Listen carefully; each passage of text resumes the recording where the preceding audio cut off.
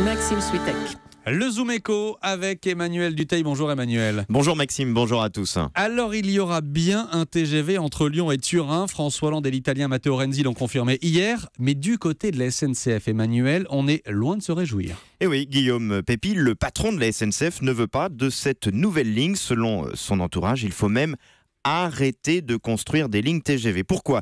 Eh bien parce que selon la SNCF, ce n'est pas possible de toutes les rentabiliser. Pire, selon une personne bien au courant du dossier, à partir d'un certain niveau de dette, et ce n'est vraiment pas ce qui manque à la SNCF, eh bien tout nouveau projet est dangereux. Celui entre Lyon et Turin le serait particulièrement, notamment parce que ça va être très coûteux. Officiellement, on parle de 8,5 milliards d'euros. La SNCF ont mis sur beaucoup plus.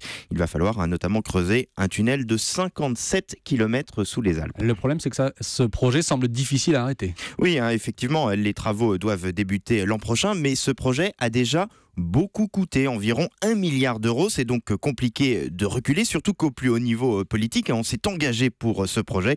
On l'a vu encore hier avec François Hollande et Matteo Renzi. Mais ce projet va prendre du temps du côté de la SNCF. On estime qu'il faudra au moins 20 ans avant que ça voie le jour, à cause de la fronde des écologistes. Et puis, on en revient toujours au même, il va falloir trouver de l'argent. L'Elysée veut financer le projet à hauteur de 40% par des fonds européens. Ça pourrait être une des concrétisations du plan Juncker pour l'investissement.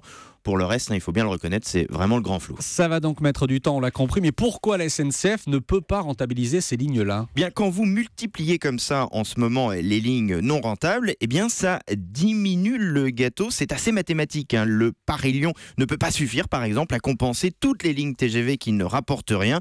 Surtout, ces nouvelles lignes arrivent à un moment où le modèle TGV s'essouffle à cause de la crise, bien évidemment, mais également à cause de la concurrence des avions low cost. Sur des lignes comme Lyon-Turin, avec le prix des péages, la SNCF ne pense pas pouvoir être compétitive. Vous allez avoir aussi l'arrivée des bus partout en France et puis bien évidemment le boom du covoiturage. Donc du côté de la SNCF, on le dit sans détour, chaque nouvelle ligne casse un peu plus le modèle du TGV.